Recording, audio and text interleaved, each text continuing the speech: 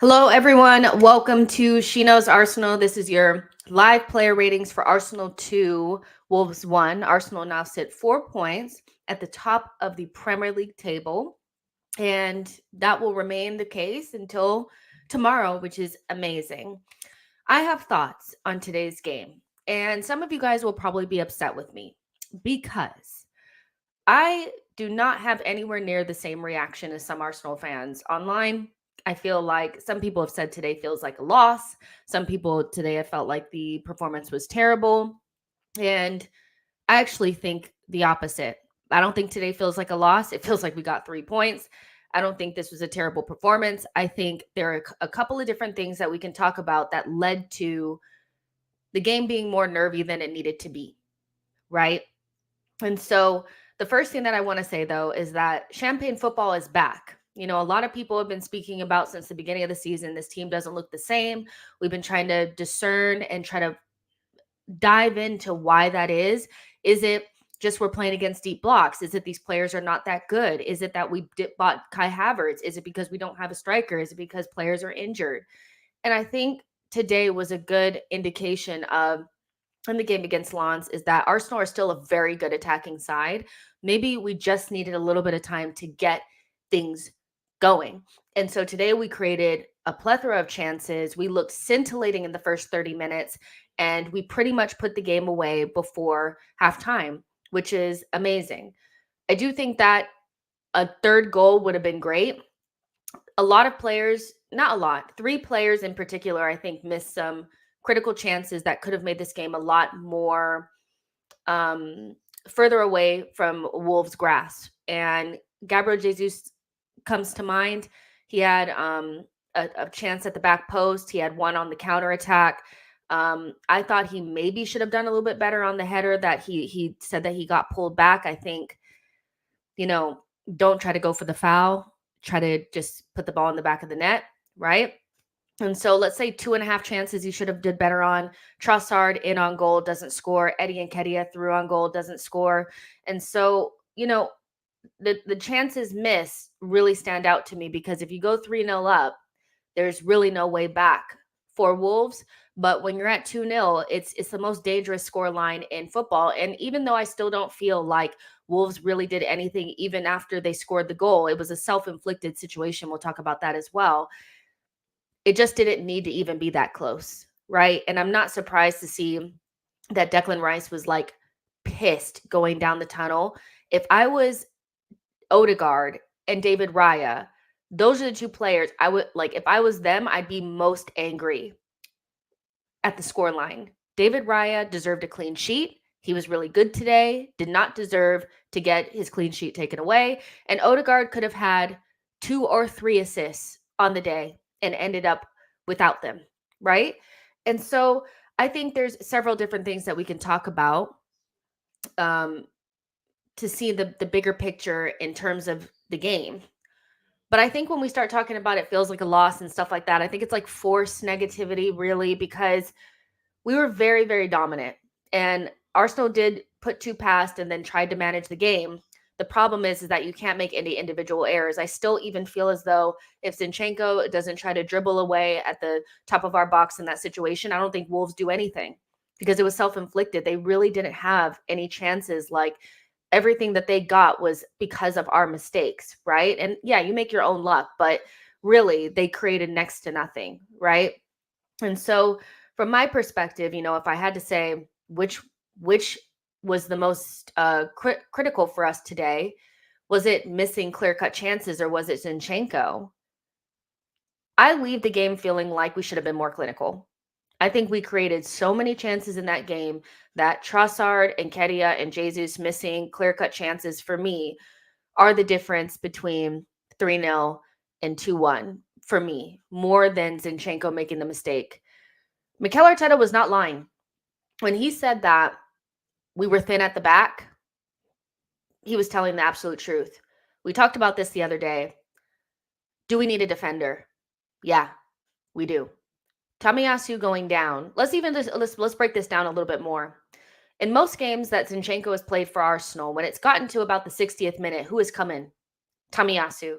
But Tomiyasu is now playing on the right because Ben White is not fully fit, or, he's coming back from some fitness issues as well.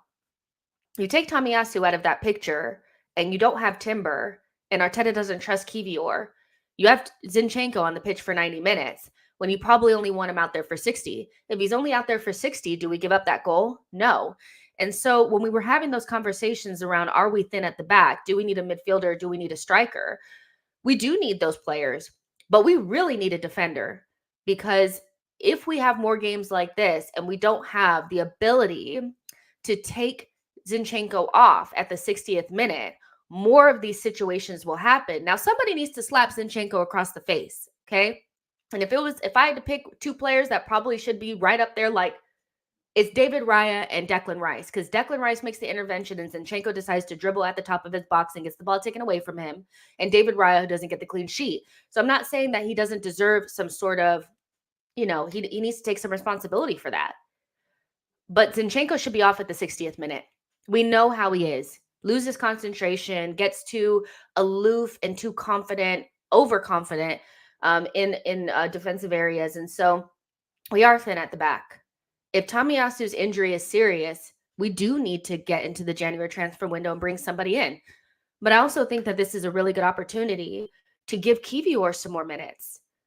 If it's the case that Tomiyasu is injured and Ben White has to come back on the right, then in games where we need to take Zinchenko off at the 60th minute, Arteta needs to trust Kivior. He really does, because Zinchenko cannot play beyond the 60th minute. He cannot. Unless it's against Sheffield or a team like that, it's just too risky, So there are two different things there, not being clinical. Players need to look at themselves in the mirror and say, why is it that I'm missing wide open opportunities? Odegaard is probably pissed, had the game of his life and didn't come away with like 3 assists. And then there's the Zinchenko thing, and I understand that there are other reasons why people are very cold towards Zinchenko now, political reasons. I completely understand that. But I think there's a super valid reason to be frustrated with a player that consistently makes these types of mistakes. I can, name the one against, I think it was Chelsea at the beginning of that game that really just set us off into the wrong direction. We weren't punished on that day, but he definitely was trying to dribble at the top of his box. There's another one that I had pulled out too. I think it was the unnecessary corner that he gave away against Fulham that ended up being the corner that went in for their second goal. So he is costing us.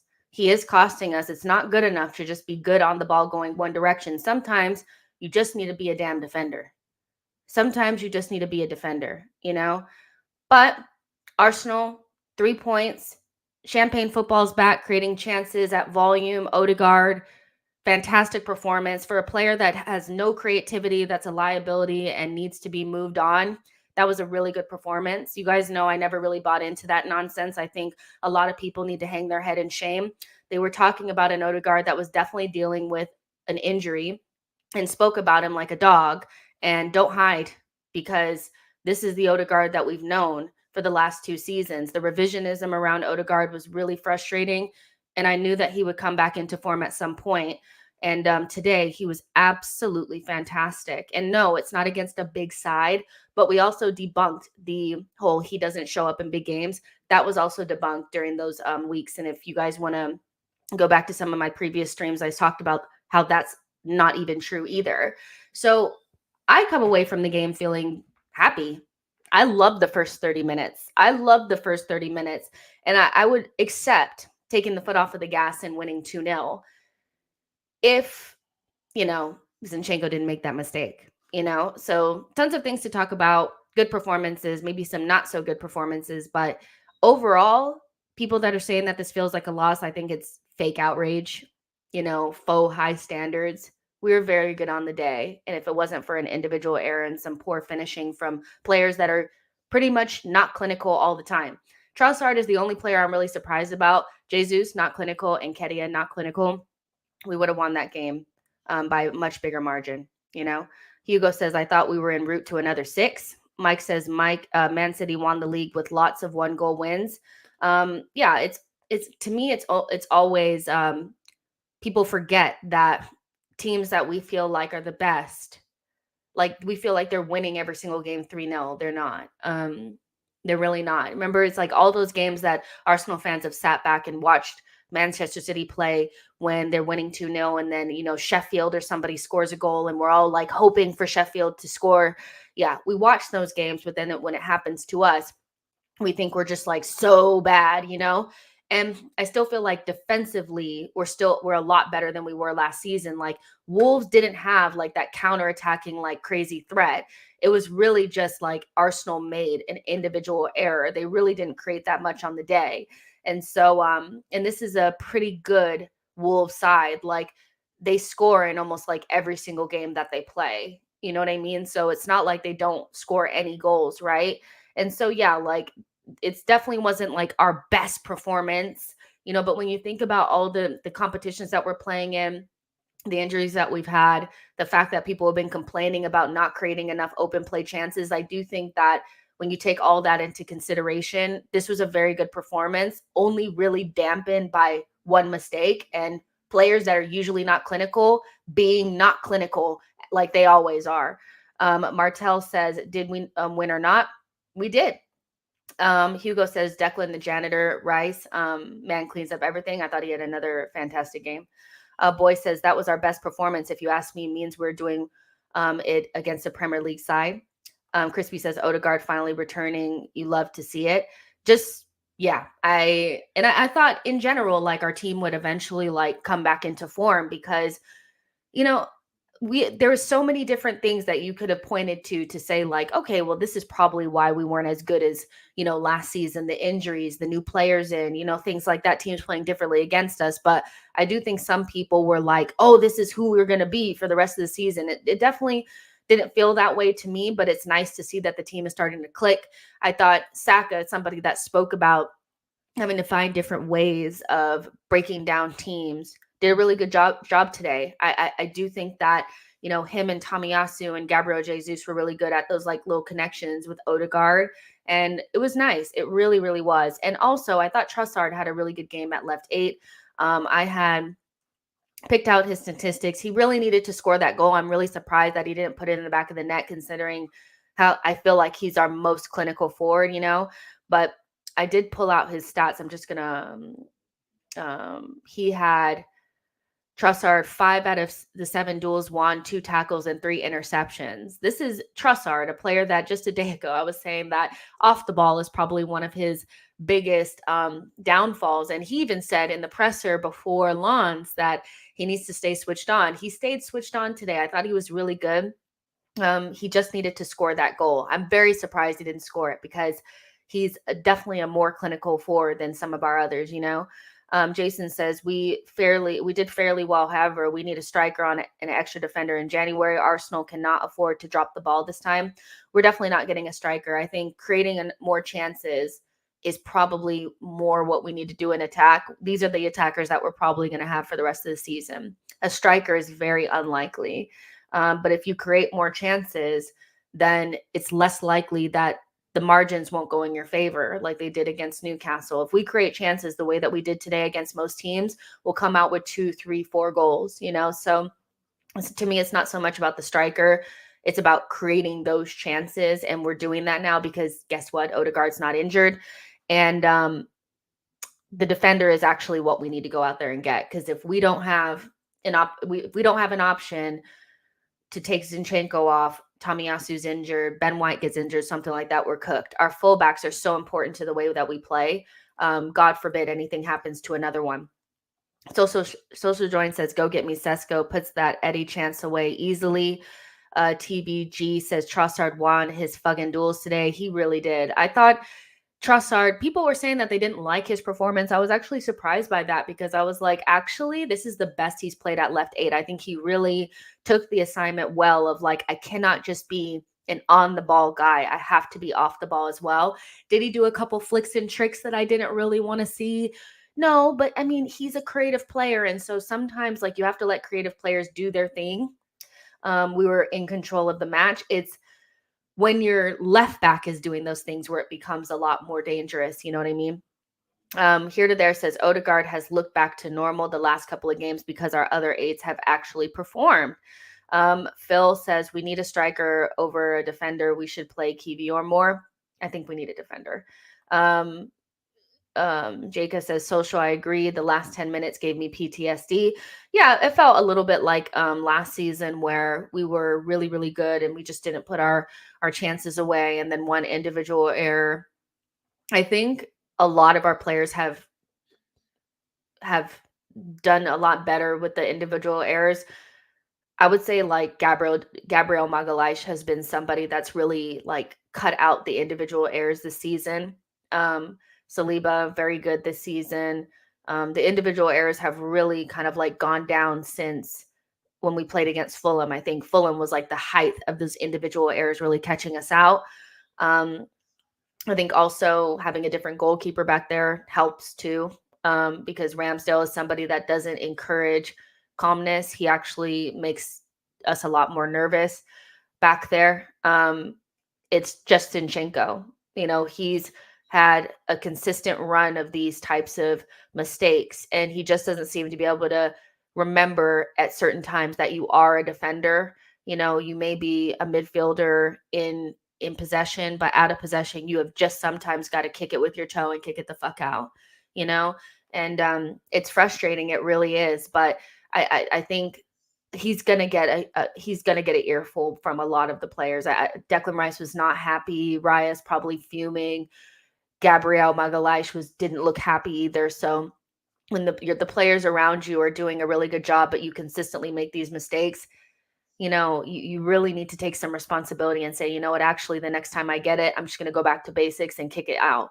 And Arteta also needs to talk to him too, because I feel like, in the media, he's going to say things like, yeah, he's a great player and this could happen to anybody. But behind closed doors, he really needs to be like, listen, kick it out. It's getting to be like, I can name several off the top of my head from just this season. It's not good enough. It's not good enough for a player of his quality. I get it. You're a midfielder, but can you just kick it out? So yeah, Martin N says Zinni needs a Ramsdale treatment for a few games. You know what? I said this after the game, not on Twitter, but in a group chat. I'll tell you guys. I think Zinchenko should be dropped for the mistake that he made today, because it's not the first one, and I think he needs to lose his spot for a couple of games to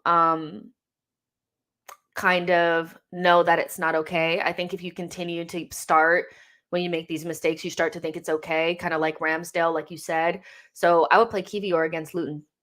That's what I would do. Ooh, sorry, I'm watching Everton and Nottingham Forest on the side here. But yeah, I would actually drop Zinchenko off of that mistake, because it's been consistent, and it could have really cost us, the game for real. So yeah, Kivior has also been kind of like, I wouldn't say he's knocking on the door, but the performances that he's putting in doesn't necessarily warrant not getting any playing time. So Luton, maybe play Kivior instead, play Ben White on the other side and see what happens, because Zinchenko can't keep getting away with it. He needs to know that this is not okay. Sorry, I'm clearing my throat so much. Phil says he made a similar mistake in the first half that could have cost us. Yeah, he made some in the first half too. Only is the day says that Rice chance, I would have scored that with two eyes closed. Highbury says the risk versus reward player has his uses for some games. And yeah, I think Arteta had kind of gotten to the point where he was getting it right after the Chelsea game. It seemed like Arteta really started to understand high risk, high reward, when to play Zinni and when not to play Zinni.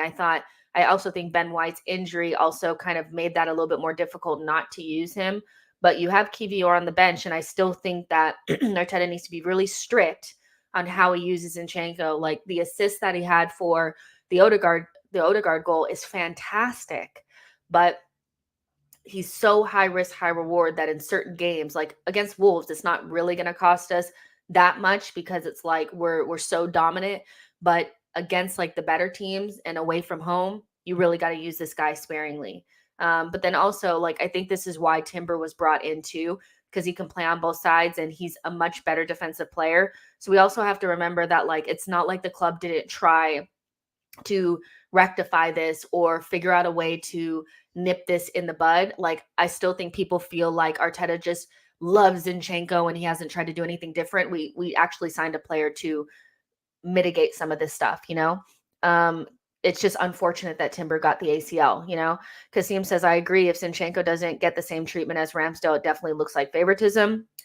Ladek says, as much as Zinni is good offensively, our chances of winning the league might be in jeopardy if he continues to make those silly mistakes. Social Joint says Zinni is just an idiot. That was not risk versus reward. Zinni just doesn't understand that after 60 minutes, you tire and just defend. Your stamina falls off, messing up a man's clean sheet. It is high risk, high reward. It's not like he did not put in the ball for the assist for Odegaard. Like, I actually think that's totally, I get that we're mad at him and we just want to be like, you're an effing idiot. It's high risk, high reward. Like, so, there were games where people wanted Zinchenko back in at the beginning of the season because we couldn't break teams down. So let's not sit here and act like Zinchenko has no value in the squad and he's just like this effing idiot. Arteta was taking him off at the 60th minute. He did make a mistake, but like, I think this idea that like, I think it's more for me about making sure that like Arteta still keeps that split 60-minute, takes Zinchenko off because he's tiring, also slap him across the head and say, don't do that again. But this idea that like, it's not high risk, high reward. It just is, he got an assist today. Like, let's not pretend. Jason says, Jessica's not cutting Zinni any slack. I have. I think I put everything in perspective. Why is somebody calling me? Why did people call me during these streams all the time? It's like they don't know I'm working. Hugo says, I agree. Timber is definitely playing right back and left back, or Tommy left back when fit. Yeah, I think I've seen all sides that we weren't clinical. So that has to come into, I don't think we should let those chances that our forwards missed off the hook just because Zinchenko made this mistake. Zinchenko, needs to take responsibility, but also Arteta needs to trust Kiwior more because we didn't really need to score more goals after the 60th minute. We needed to just kind of like see the game out, and we know Zinchenko tires. So I think, yeah, there's a lot of different things there, but yeah, I'm frustrated with Zinchenko because I know he can do better. Aman says, hopefully Teta learns not to change Odegaard's role because he is much better dictating from deep. Even though he had a poor start, he was more playing like a second striker, which doesn't suit him. Yeah, the tactics definitely have been tweaked. I don't know if people have noticed, but in the last couple of games, Odegaard's been much deeper, dictating play, and him actually running into the space and him running into spaces rather than occupying it right away actually suits him a lot more. I think he was already in the space and it was congesting things around Saka. Whereas in this game, he was kind of like running into that space and it made it a little bit easier. Odegaard also just needed to get well from his hip injury. You see the kind of movements that Odegaard makes. A lot of it sounds weird, but a lot of it is based on like his hip movement and being able to like kind of like do that little thing that he does to like spin around. And you saw him do it a lot in this game, and you can't do that when your hip is broken, So I think it's the change of the position and the tactics just a little bit to allow the left 8 to be a little bit higher and Odegaard to be a little bit deeper, but also just Odegaard being fit, Chola says, I agree. You are right. Arteta needs to trust Kiwior more. James says Zinni needs to seek whatever help Gabriel sought for his mistakes have stopped. Yeah, I mean, we used to talk about Gabriel doing these things, right? And it was really frustrating because you would play a really good game, score 2-3 goals, and then you would just give up this silly goal. Gabriel was able to nip that out. Zinchenko needs to nip that shit out. Don't be arrogant, just kick it out. Even if it's not cute, just kick it out, And listen, I'm pretty sure they got in his ass. I'm pretty sure. The way that Declan Rice looked after the game, the way Gabriel was looking upside his head, Raya probably not happy, the whole team, not happy. So I'm pretty sure he's getting an earful, but also needs to come from the manager. And I think it's a big enough error and it's been consistent enough. And it also was at the at the first half, he needs to be dropped against Luton. There needs to be some sort of like drastic like stop, Prime says, I don't see a point in bringing in a center back. White is the option for Saliba. Tommy makes him look bang average at right back. Is Ben White bang average? I don't know. There was a time where everybody thought Ben White was really good. Tomiyasu plays a couple of decent games, and then all of a sudden Ben White is like shit again. Like I don't really agree with that. It's whoever's playing well at that time. Like we have to like really kill the player that is not playing there right now. Ben White once again is going to become really important in this team because Tomiyasu can't maintain his fitness. Hopefully it was just precautionary, but Ben White playing at center back instead of Saliba or Gabriel, as much as it is like it can happen, it's definitely not idealistic because we know what's that triangle of Declan Rice, Saliba, and Gabriel is one that you need to win the title. I think in the run-in, that you have to have that dynamic. We could probably beat Luton. We can beat those types of teams with Ben White or Kivior playing center back, but for a long period of time, I just don't see that being good because we know why it's that triangle is like the Bermuda Triangle is because everybody is athletic, physical, defensively switched on, right? And so, yeah, Kivior can do a job and Ben White can do a job, but I really do think we're underplaying the job that those three are doing. If you lose any one of those in the run-in, you're fucked. Period. Okay. So I do think I understand why Arsenal are probably looking at a center back because in the center back that they probably want to bring in is somebody more analogous to those three. Because if you have that person there, then if one of your fullbacks get injured, you don't have to choose between, Ben White having to play center back or a right back. You don't have to choose between Tomiyasu playing left back or center back. You can keep your fullback options full without having to like sacrifice your your Bermuda Triangle, which is a big reason why we're as good as we are this season. So I feel like people are underplaying the defensive part of things because they just want a striker, but defense wins you titles. If that is disrupted for a significant amount of time, it will start to hurt our results. So we need a defender. Our defender and our defensive unit is actually what makes us so good. The attack, it's great. Midfield is great, but like those three, we need them on period. I just feel like people want a striker because they're just frustrated with seeing us miss those chances. But I'm telling you, 4, 5, 6 games without Saliba, Gabriel, and Declan Rice together, you guys will be dying for somebody like Diamande. Dying for it. You'll say, "Oh, why didn't we get a defender?" Boy says, "I need that sidewalled profile of player in midfield before a center back or striker." Oh, they did score. Everton. I kind of feel a little bit bad for them just because, they got the points deduction, but nobody else gets a point deduction. Of course, we want them relegated, but it's so crazy because got the point deduction in the season where they were playing probably like their best football, which is crazy. But yeah, they just scored against Nottingham Forest.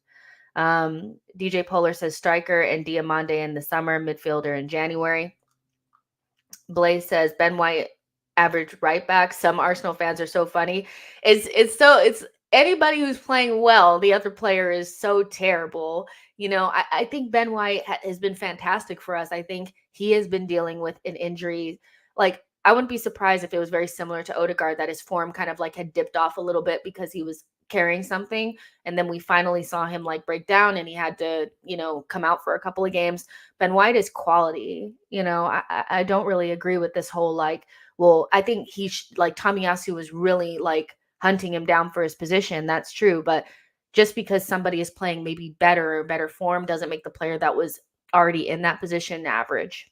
And again, Tomiyasu's biggest issue was not maintaining his fitness.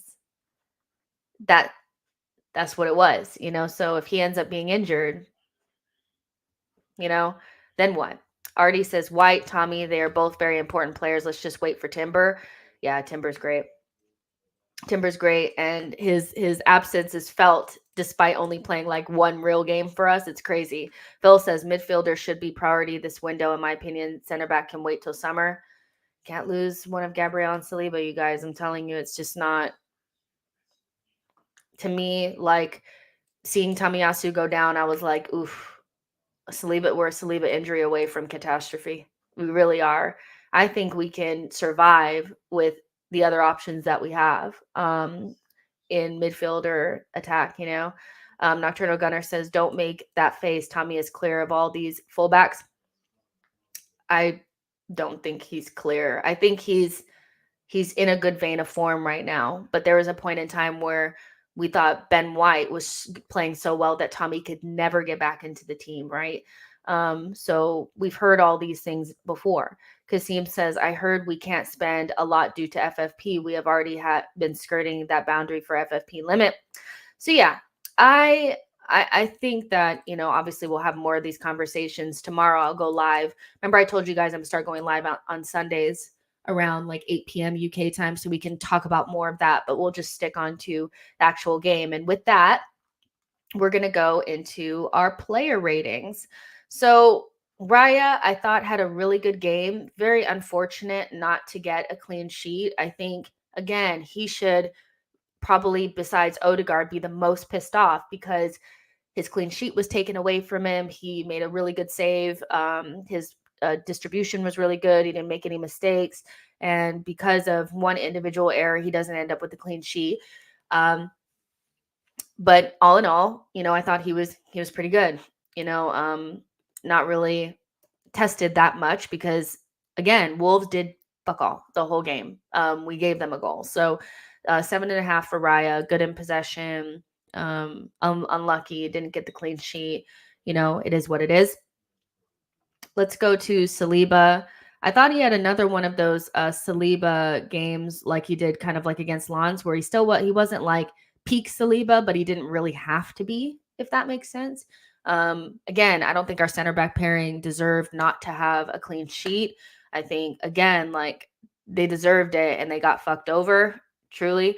But I'm going to give Saliba, I don't know, this may seem harsh. I'm going to give him like a 7, unless you guys can name something that he did that was, I thought the story of the game for Arsenal really is Zinchenko's error, missed chances from forwards, but like excellent play in the first 30 minutes. I don't really think that the story is our defense, because they really didn't do anything wrong. So I'm also going to give Gabriel a 7 too. It's weird. You guys may be like cussing me out. Cuss me out if you feel like there's something that I missed, but no clean sheet, not really much to do. Didn't really deserve to not get the clean sheet, but they also weren't as involved because our eights were more involved than they usually are. Like Saliba, like for the first couple of games, it's like the last couple of games that we played before we actually like started playing better attacking football. I do think Gabriel and Saliba and Tomiyasu were on the ball too much. This game, Trossard, Zinchenko, and Odegaard were on the ball a lot more. And I thought that's why we look a lot better. Your eights need to be the ones being more creative, not your center backs. So I would give them like a 7. Like it's not like they did anything like really wrong or anything. But again, like one player really made the big error, you know? Tommy was really, really good up until his injury. I really hope that it's precautionary. I hope he just went down because he felt a little something, but you know, he's been playing consistently for about 4 or 5 games, and it really is kind of like he usually breaks down within 4 or 5 games, which is not great. So yeah, hopefully it's not anything serious. It would be a huge blow to Arsenal not to have him, especially like when you start thinking about like going to Anfield and things like that, playing against Villa without some of your better defenders. But I'm actually going to give Tommy like, because he got another assist, right? I'm going to give him an 8 because I actually thought he was really, really good on the day. And I really hope he's not injured. I really hope he's not injured. Kasim says, I like that Saliba has an off game. Gabriel steps up. Martin N says 8.5 for Tommy. He's looking a lot more comfortable going forward. Crispy says 8. Didn't he get the assist? He did get an assist. Here to there says 8.5 for Tommy. Again, excellent. Hugo says 8 for Tommy. Jacob says Tommy 8 for the assist. Hugo says his overlapping runs help Saka. Artie says Tommy Cafu. He got two. Had to get 2 assists today. Had to get 2 assists. 8.5 at least. Yeah, you definitely got 1. I know that for sure. DJ Polar says Tommy Cafu. And Chola says Tommy 8 for me. So yeah, like I think about an 8 is good for Tommy. He had a really good game, and we're just holding our breath that nothing serious. Zinchenko, tale of two players. You know, I think got the assist for that. Our second goal was fan freaking tastic. It was like stand up in my living room. I'm clapping because that was like Arteta ball. It's Arsenal. Like that's how we play. But you know, you got the assist and you were really good when we were going forward, but there were several warning signs that you need to be more careful. And now that I'm thinking about it, I remember one against Brentford, right? He actually made one against Brentford in possession where he actually had to make the block at the end. So this is like, yeah, it's a lot more frequent now that I'm thinking about it. It's like one every other game where this time we actually got punished. You know, he has to do so much better. He's one of our more senior players and he's 26, 27. He has to know when to be a defender and when to be a midfielder and just keep it simple. We're in the, 60th, 70th minute, whatever it was, 80th minute of the game. You really just need to like kick it out. His teammates will be very, very angry with him today. So I'm going to give him, it's so harsh. I want to give him if he had not made that mistake, I would have given him an 8. But how that was a very costly mistake. So costly that I feel like I want to give him like a 5, but I'm going to give him a 6 cuz we didn't lose. We didn't draw. He would have gotten an 8 for me if we had not conceded. So I'm going to give him a 6.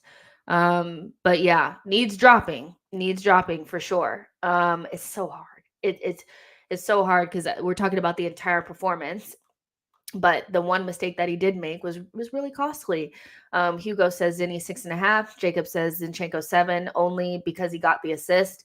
Michael says Zinny 6.5. Here to there says 6 for Zinny.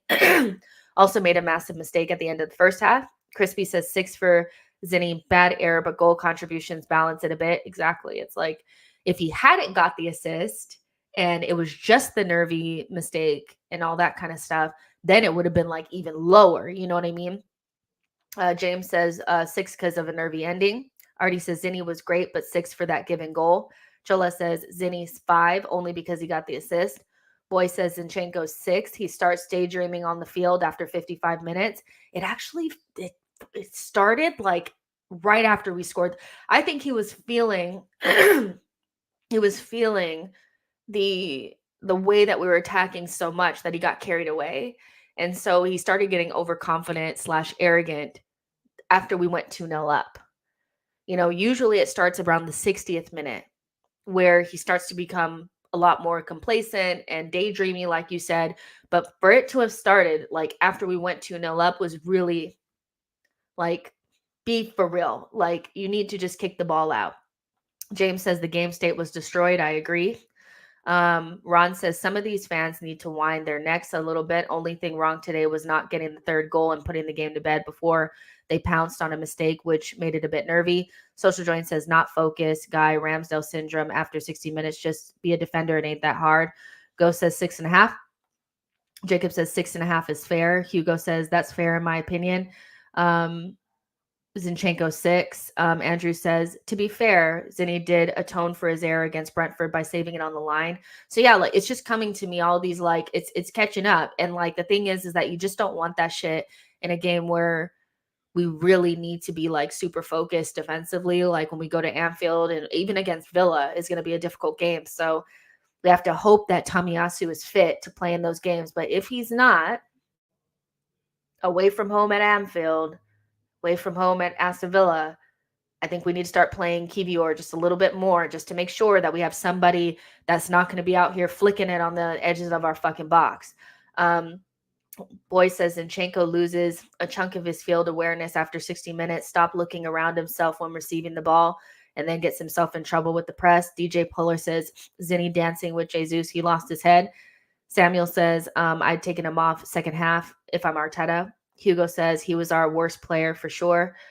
Crispy says Zinny is not playing at a at a field under any circumstances, at Anfield under any circumstances, yeah, we need to make sure that if Tommy's not available, that there's something else like that we can do. And this is coming from somebody that loves Zinchenko as the player. Like I will defend him, but I was very disappointed today because that could have been totally avoided. Let's talk about Mr. Man of the Match for me, Martin Odegaard. Fantastic. Another goal, 2 goals in 2 games. I mean, he even scored against West Ham in that dead game. So again, for a player that is not creative, doesn't do anything, needs to be replaced. I mean, some of the conversations I totally agreed with not being informed, needs to do better, things like that. But I also felt like once we heard that he had been dealing with an injury, that we could have maybe given him a little bit more grace. Some people kept on. I also think that Maddison's form also made Arsenal fans panic a little bit. I felt like the lack of composure and lack of conviction about our own players was a little embarrassing, considering the form that Odegaard had last season. But let's take a look at this real quick. So James Maddison has got his normal injury that he always gets somewhere through the season. He has 3 goals and 5 assists, right? Let's see what Odegaard has because he's so shit, right? He has 1, 2, 3. Is that 8 goal contributions in all comps? Despite also having an injury, playing through his injury and also taking some time out. So yeah, not looking good for the people that had decided that Odegaard was just like this dead player. I'll never let it go. Some of the conversations that were being had were completely disingenuous and just based on really having no balls and no conviction behind our own players, which is actually disgusting. So yeah, perfect, like almost perfect. He would have had more goal contributions had his players had been able to put the ball in the back of the net. Just some more context on his game. He played 91 minutes. He had 1 goal. He had no assists, but he had 0.78 expected assists, 97 touches, 89% pass accuracy, 6 key passes, 3 big chances created. So again, like some of y'all was looking real crazy. I'll be so fucking real. 9.5 man a match for me. The only reason why he doesn't get the 10 is because his own players shut the bed. So James says would have given more confidence to create more. DJ Polar says reminded me of Ozil when we had Giroud up top. Jacob says our fans are scared to rate our own players. It's so weird. Crispy says the ghost of guard shouts had me rattled. James says a hat trick of assists. I mean, he was really robbed today. Really, really robbed today. Hugo says 9 for me.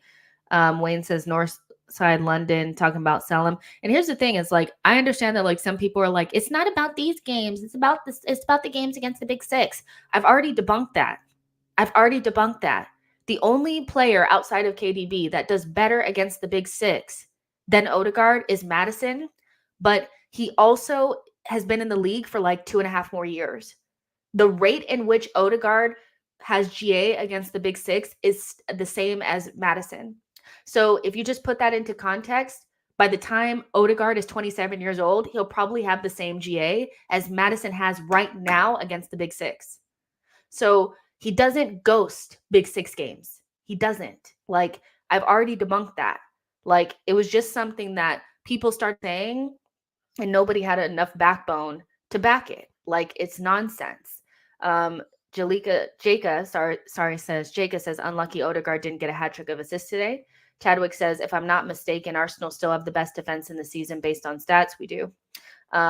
Jacob says it's a myth, Jess. It is. It's a myth. It's a myth. And because I was hearing, and even if you like take that aside, put that aside for a second, the Big Six thing, I was hearing Odegaard is not creative. That's how far we went. Even if you do feel like he should do better against the bigger sides, Fair enough. I'll take that and put that aside. If you feel like he should be getting goal contributions, 2-3 goals a season, like a game against the big six, fair enough. Put that to the side. He's not creative. Odegaard's not creative. Madison had you guys shook like that. Stand up. Stand up. Okay, boy says Odegaard, my maestro, 9 puppet master, pulled all the strings. These man didn't get him his stats. Social Join says comparing our players to Spurs players is automatic dead discussion. F Spurs comparisons. Chris says a very good performance, 9. Yeah, it's just I just feel like sometimes we start lying and saying anything because we're mad about a player in a rival team making a pass. Like, you guys didn't even give him half the season to get his shit together before you jump ship on him. I'll never forget it. It was those weeks were so hard, because I really just let's move on. Let's move on because the things I want to say you cannot say on the internet. Declan Rice, another fantastic performance. I thought a lot of good passes. He kept Wolves pinned in for the whole first half. They couldn't get beyond him, really. And probably could have had a goal or two if things had went a little bit better for him. So I'm going to give him like his normal, somewhere between an 8 and a 9. Very, very, very good player. Very happy to have him. And he will be very upset with what happened with Zinchenko because he made the intervention and all Zinchenko had to do was kick it the fuck out, and he did.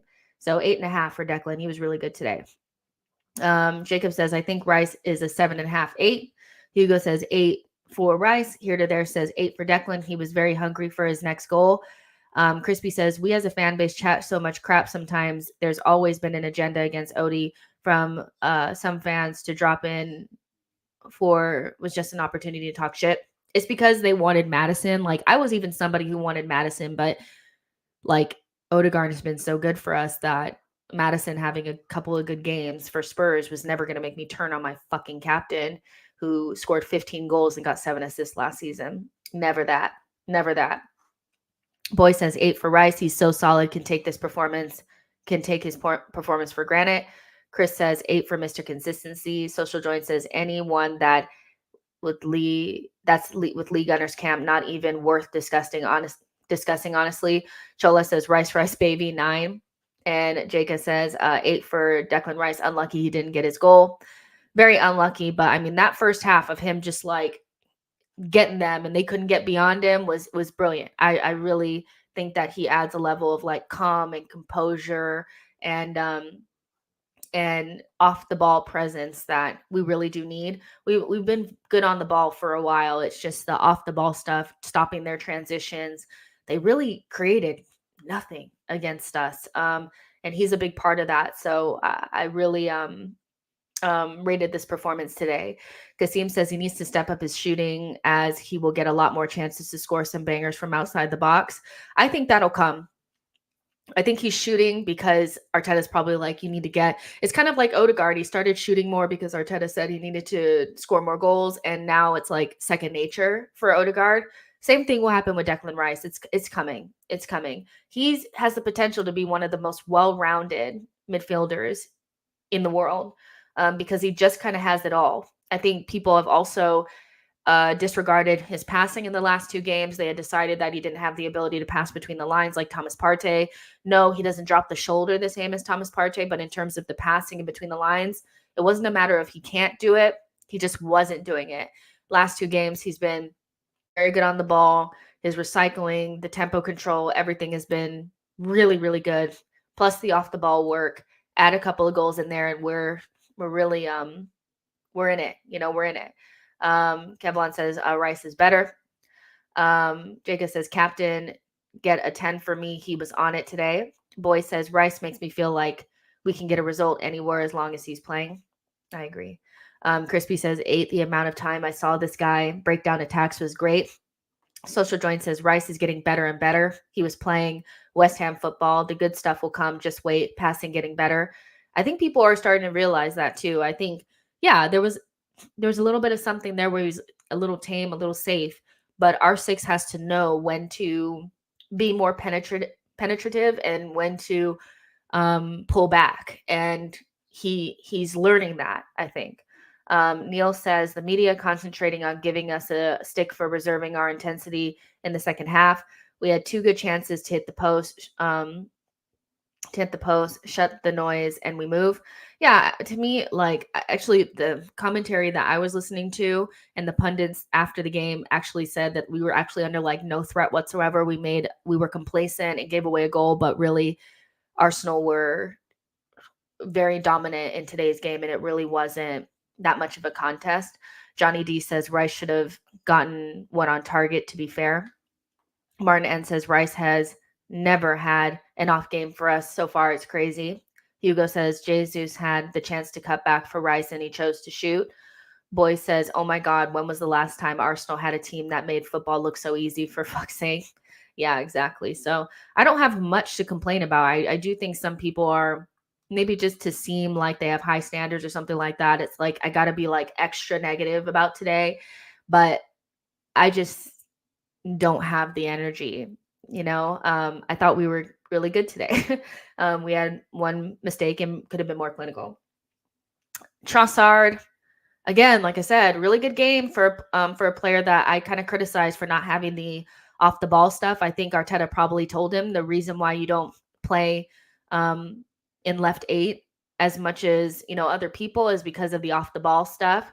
But for those of you guys who missed me reading his stats off the ball today, 5 out of 7 duels won, 2 tackles and 3 interceptions. That's really good for Trossi. Like usually he's very much so on the ball, So I loved his performance. I'm surprised he didn't score the goal. Very surprised he didn't score the goal. Odegaard will be very pissed off at him.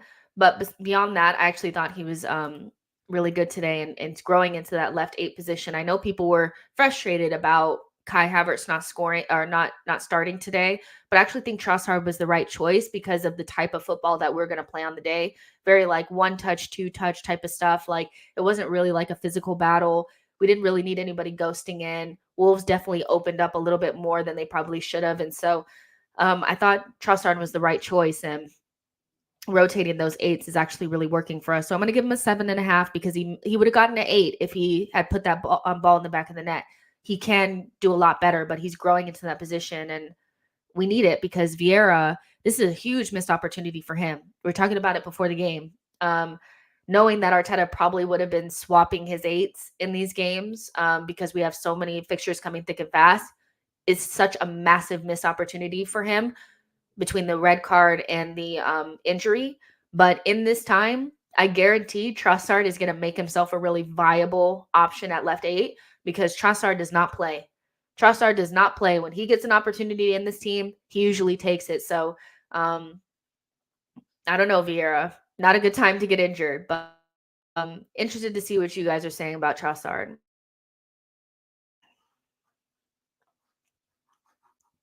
Let's see. Boy says 7 for Trossard. Looks a bit awkward at left center mid for me, but I'm glad that Arteta is actually rotating the position. He can only get better at the position as far as I'm concerned. And again, this is the first time that I felt like our 8s were actually really involved in what we were trying to do.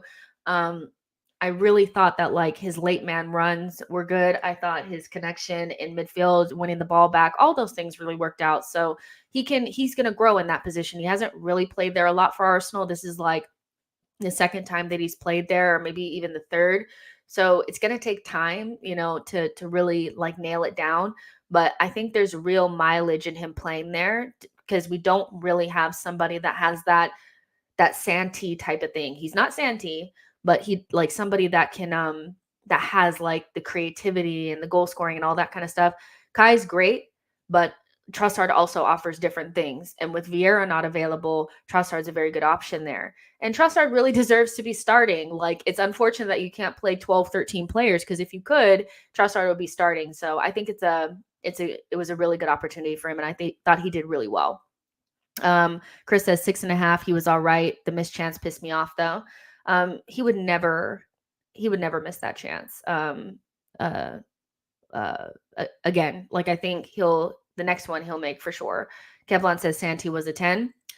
I don't even know if it's like a 10. Like, I don't classify Santi as anything. I think he was just a creative baller, you know? And I think Trossard is pretty much the same. Like, if you put him in the 10, he could probably do a job.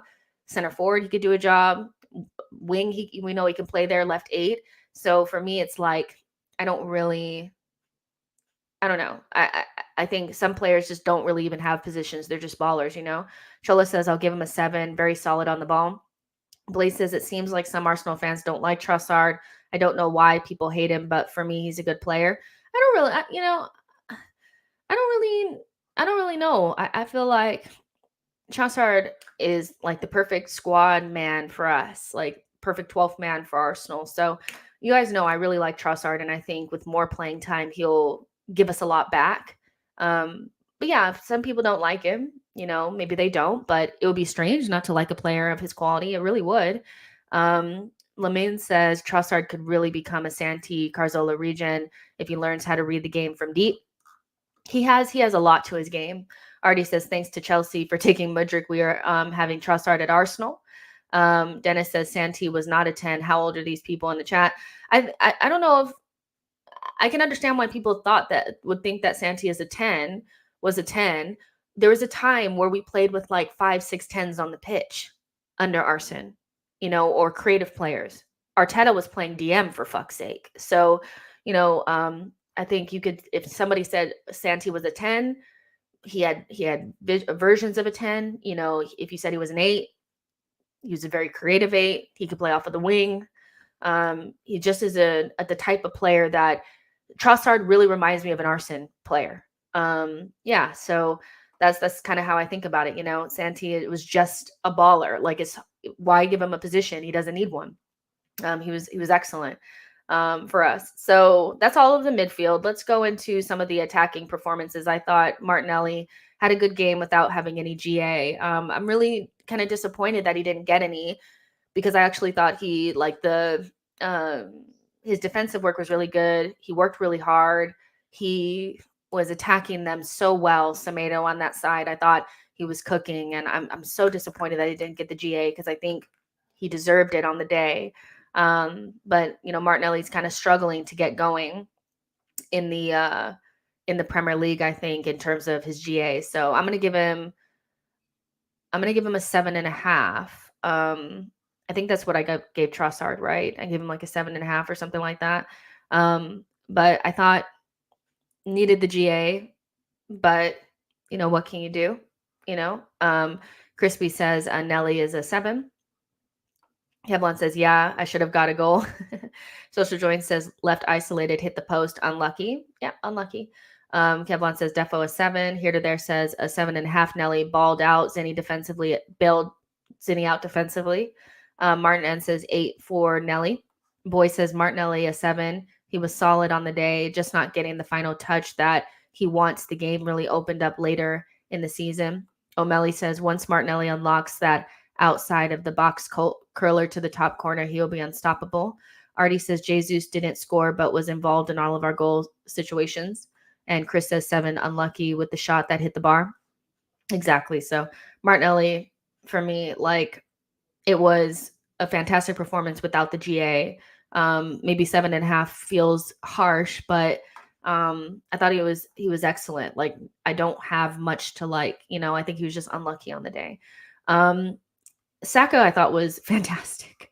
The goal that he scored, he set the tone. His pressing was really good. He, you know, nutmegged somebody. We're getting closer to bukayo Saka. Like, the performances that we know what we're looking for, where it's not just like he's getting the GA despite not playing at like his best level. It's coming. It's coming.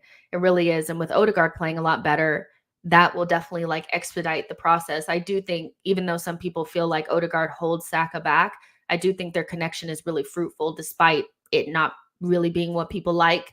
But I like the performance from Saka today. I thought he was excellent. But what else can you really say about Chile? You know, what else can you really say about Chile? Like, I don't know. Maybe I'm gassing it. I thought he was really good today. I'm gonna give him an 8.5. I'm gonna give him an 8.5 because there's still like one level to go, and I think Jesus was just maybe Jesus was a little bit better. I don't know. You guys will let me know. You guys probably think it's a 9. Yep, it was a 9, wasn't it? Okay, so I don't feel bad now putting a 9 out there. I think it was really good. I thought he was really good. I enjoyed his performance today. Jacob says Saka is gonna hit that Salah numbers this season. Dennis says Saka's link up with Odegaard and Tomiyasu was the best I've seen this season. That triangle could be the solution to this low block issue. Dale says Saka 9 should have gotten another back post cross assist, but Jesus missed. Artie says world-class Saka. Don't care what rivals say, 8.5. O'Malley says Tomiyasu's technical ability definitely helped Saka and Odegaard. Saka is a baller, 9 out of 10. Johnny D says it's a 9 for Saka. Yes. Okay. So, because I was like, am I gassing it? No, it was good. Here to there says anyone who says Odegaard holds Saka back is just off the reservation. They complement each other so well. Chris says 9. Bro could get GA even in a coma. And Jacob says Jesus is an 8.5, Saka 9 because of his goal. And Martel says man of the match, Saka is world class. Kevlon says 9. So let me check the player of the game or player of the match stats now too.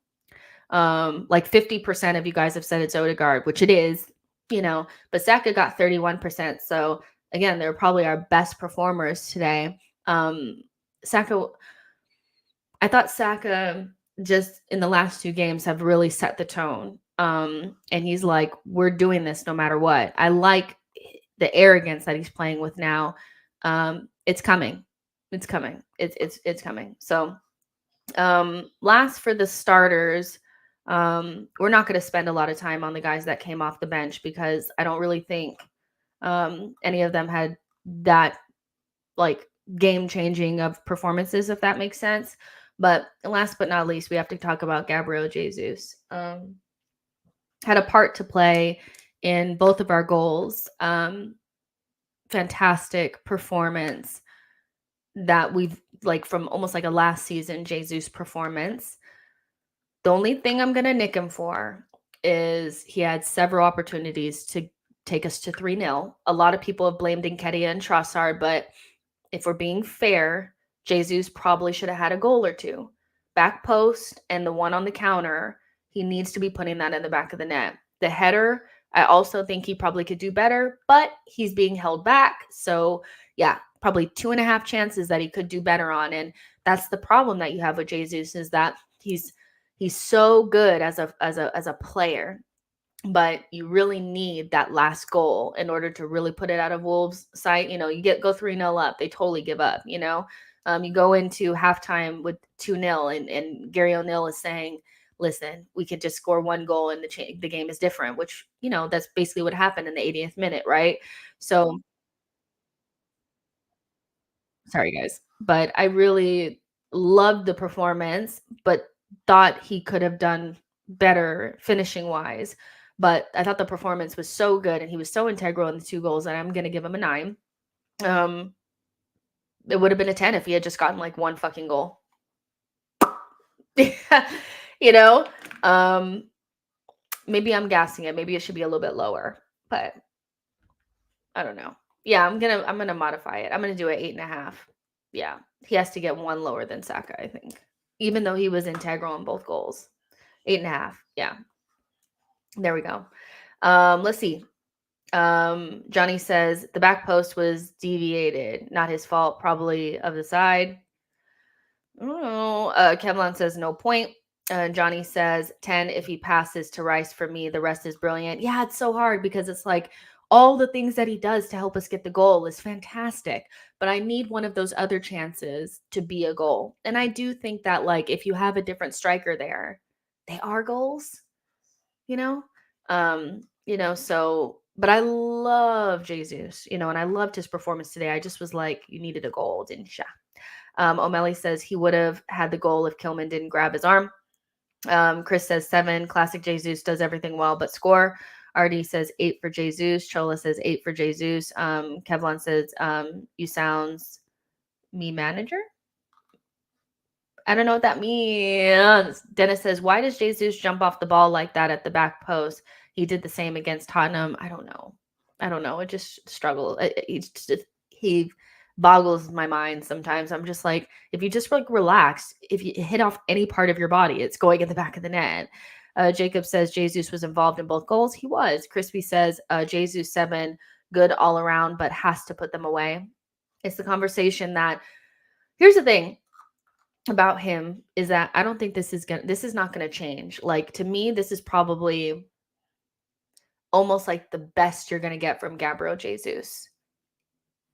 The best, and that might sound harsh, but watching him play he's been in England for a long time now. So you have to just assume at a certain point that this is who the player is. So on his best days, he's going to be fantastic on the ball. He's going to give you a lot of pressing.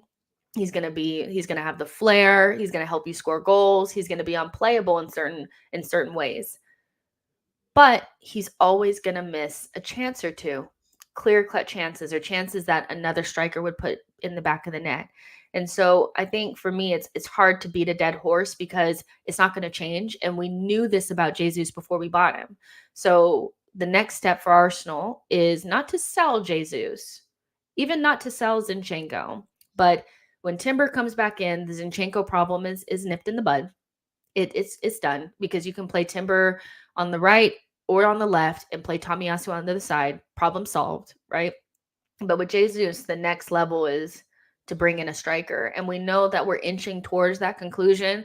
But until then, Arsenal just need to create enough chances for the front five, and Arsenal just need to share the goals, because that's where we're at, So this is as good of a Jesus performance as you can get when you take into consideration who we know him to be. There's not much more you can get out of Jesus, maybe one goal, but he's always going to miss chances. That's exactly who he is, Here to There says the main concern is Jesus's fitness. I think we can win the league with him, but we can't keep playing Eddie significant minutes. Listen, Nketiah was really poor when he came on. And I just don't think that he gives us anything off the bench. I think when he starts, he plays a lot better than when he comes on. And it was just like, okay, so we shut up shop scoring goals now, because Eddie's he was shocking, really. So Artie says Jesus is the reason Saka, Odegaard, Martinelli can shine. Not sure we will get that with a goal scoring number 9. Yeah, I mean that's a way to put it.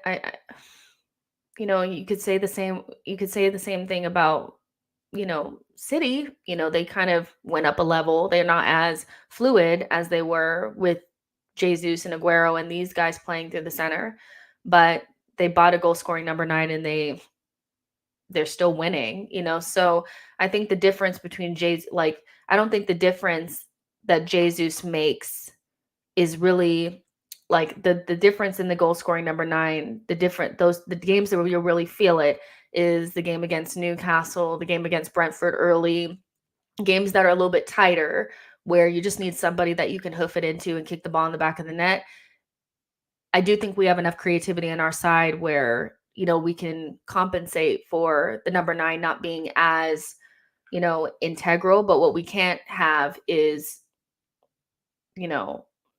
a goal score, like a number 9 that doesn't have that like elite clinical finishing, if that makes sense. Like, you're gonna have to, the trade-off has to be worth it. So that's why when I say like everybody that's below Osimhen that we're looking at, not many of them are better than Jesus or give us enough of the clinicalness to make it worth not having Jesus. So that's why the next purchase is a big one, and it has to be somebody that's going to give us a Holland-like effect. Does that make sense? So I understand what he brings. What he brings is so good that the striker that you bring in has got to have that star quality. But if you're just going to bring in any old guy, it's not going to be enough. I don't know if that makes sense or not, but yeah. And like Ivan Toney is somebody that stands out, but I also think that like if you get beyond January, I don't want Ivan Toney, because you could in a way maybe go out and get Osimhen if you could go out and get him potentially in the summer. So yeah, but that's just my thoughts on it. Johnny D says Odegaard for me wasn't the man everyone saw today. He was an 8 because the goal Otherwise, 6.5. He still has a lot of balls. Johnny D, what game were you watching? You weren't really watching the same game as the rest of us, because if you were watching it, which I'm sure you weren't, Odegaard made 6 key passes and had 3 big chances created. So it wasn't just that he scored a goal and he didn't do anything else. He actively was robbed of 3 assists, clear assists by his teammates. So you're wrong. He was the man. You were watching a different game. Today was not the 6.5 if he hadn't gotten the goal, he was unplayable today. I'm sorry, you got it wrong. Here to there says Jess, how do you think Osimhen would work with Kai? As we know, he and Arteta's preferred solution at the number 8. Child, I don't even know. I think that you'd have aerial options. Kai, one of his best attributes is playing off the striker, which we see like he likes to make those off the ball runs, and maybe Osimhen can, hold up the ball, or Kai can hold up the ball and they could lay it off to each other. So maybe that's a bit of it. But yeah, I thought that Jesus was good, but needed to score that goal. And like I said, nobody really off the bench made that big of a difference. So we won't spend any time on the guys that came off the bench. If they had made like a huge difference, we would talk about them more. Kai was okay. He made one like initial mistake, but after that he was fine. I think like Jorginho and Ben White came in but nothing really to write home about. And Arteta, he coached a freaking 5-0 and ended up with a 2-1. He didn't do anything wrong today. Maybe he could have made the subs a little bit earlier. Maybe he could trust Kivior a little bit more. Those are the things that I'd probably, if I had to talk to Arteta, I'd be like, could you not play Kivior a little bit more? Maybe bring him in and do the Tommy role when Zinchenko is starting to daydream at the 60th minute, like somebody said. But for me, like Mikel Arteta pass, what could he have really done better? Like, honestly, they need to be putting those chances away earlier. So yeah, but you guys, we're gonna go ahead and get out of here because there's so much. These are my favorite days, you guys. Like, my favorite days are when Arsenal plays, we win, and there's like tons of football like the rest of the day. Like, let me just tell you a little bit before you guys get out of here. Yesterday, I sat there. I watched England versus the Netherlands women's. I watched 2 NCAA semifinals, and then I sat there and watched Australia and versus Canada women's. Then I watched Arsenal this morning. Now I'm gonna watch the U.S. women and United Newcastle at the same time, and then the U.S. women play later. I am just like, this is, and then LAFC play later too. Like, this is me. This is me. There's nothing better than days where I just get to like watch football all day. So yeah, I am like in a dreamland, but this was so much fun. I really enjoyed talking to you guys. I know it's like an hour later, but I just wanted to see how going an hour later would do. Not really that much of a difference, to be honest, but it's fine. My United score prediction was like a 3-1 Newcastle win. So we'll see how that goes. But I might do a rewatch of the first 30 minutes for Patreon. But if you're not a patron, the next time you guys will see me is we'll go live tomorrow night for kind of like a Sunday night vibes. And then for Patreon, there'll also be a post-match podcast on Monday with Pedro from Arsenal Opinion. So yeah, but I love you guys, and I will talk to you guys in the next one. Like, subscribe, and comment. See you guys later. Bye, guys.